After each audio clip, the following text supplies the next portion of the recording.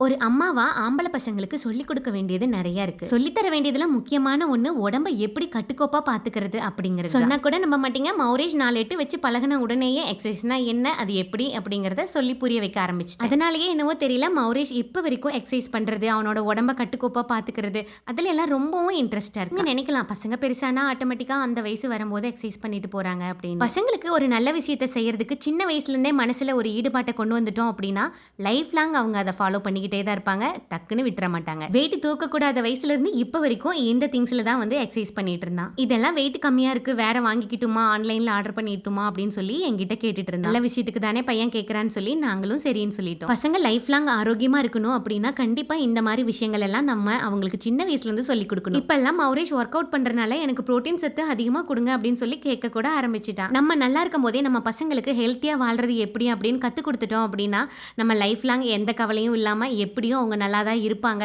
அப்படிங்கிற மனநிலையோட நம்ம வாழ்ந்துட்டு இருக்கலாம்.